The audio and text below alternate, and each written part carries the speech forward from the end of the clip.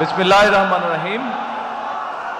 জাতীয় মৎস্য পক্ষ 2026-এর উদ্বোধন এবং জাতীয় মৎস্য পুরস্কার 2026 প্রদান অনুষ্ঠানের সম্মানিত সভাপতি, উপস্থিত মন্ত্রিপরিষদ সদস্যবৃন্দ, বিশিষ্ট ব্যবসায়ী, মৎস্যজীবী, আমার সামনে উপস্থিত সকল মুরব্বীবর্গ, এলাকাবাসী ভাই ও বোনেরা এবং সকল উপস্থিতিবৃন্দ, আসসালামু আলাইকুম।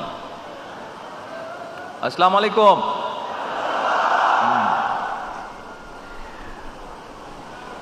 সম্মানিত উপস্থিতিবৃন্দ, দেশে মৎস্য উৎপাদন বৃদ্ধি, মৎস্য উৎপাদন সংক্রান্ত উদ্ভাবনী প্রযুক্তির ব্যবহার, গবেষণা প্রশিক্ষণ, জীববৈচিত্র্য সংরক্ষণ, মৎস্য রফতানি সম্প্রসারণ, মৎস্য খাতে কর্মসংস্থান সৃষ্টি এবং টেকসই মৎস্য উন্নয়নের অবদান রাখার স্বীকৃতি স্বরূপ আজ যেসব ব্যক্তি, সংগঠন ও প্রতিষ্ঠান জাতীয় মৎস্য পদক পেলেন, আমি শুরুতেই আপনাদেরকে জানাই আন্তরিক অভিনন্দন।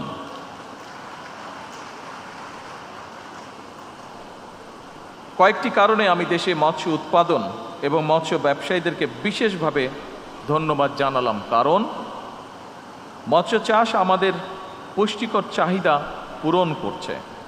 মাছ চাষ, মাছ ধরা, পরিবহন, প্রক্রিয়াজাতকরণ এবং বিক্রয়, এই পুরো প্রক্রিয়ায় বহু মানুষের কর্মসংস্থানের সৃষ্টি হয়েছে। প্রান্তিক জনগোষ্ঠীর আয় বাড়াতে মৎস্য খাতের অতুলনীয় ভূমিকা রাখছে। নদীমাতৃক বাংলাদেশে পুকুর, বিল, হাওর, বাওর এবং অন্যান্য জলাশয় কাজে লাগিয়ে কিংবা অল্প জমি ব্যবহার করে মাছ চাষের মাধ্যমে স্বাবলম্বী হওয়ার সুযোগ রয়েছে এবং এ কারণে আমরা সিদ্ধান্ত গ্রহণ করেছি, সরকার সমগ্র বাংলাদেশে এরকম অনেক জলাশয় আছে, হাওর আছে, বিল আছে, পুকুর আছে, যেগুলি পড়ে রয়েছে বিনা কারণে। আমরা সিদ্ধান্ত করেছি এগুলোকে সংস্কার করার মাধ্যমে সরকারের পক্ষ থেকে আমরা এগুলোতে মাছের পোনা ছাড়তে চাই এবং যেই পুকুরগুলো বা যেই হাওর বিলগুলো যেই এলাকায়, যে জলাশয়গুলো যে এলাকায় হবে, সেই এলাকার তরুণ যারা আছেন তাদের মধ্যে সুন্দরভাবে আমরা এটা বন্টন করতে চাই, যাতে করে কর্মসংস্থানের ব্যবস্থা হয় তাদের। এ ব্যাপারে এরই ভিতরে আমি মৎস্য মন্ত্রণালয়ের দায়িত্ব নিয়োজিত আমাদের টুকুকে এর মধ্যে নির্দেশনা দেওয়া হয়েছে।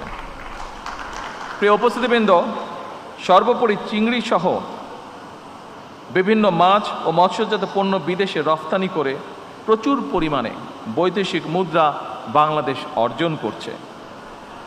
2025-26 অর্থ বছরে বিশ্বের প্রায় 52টি দেশে মৎস্য এবং মৎস্যজাত পণ্য রফতানি করে বাংলাদেশ 6,000 কোটি টাকার বেশি সমমূল্যের বৈদেশিক মুদ্রা অর্জন করেছে।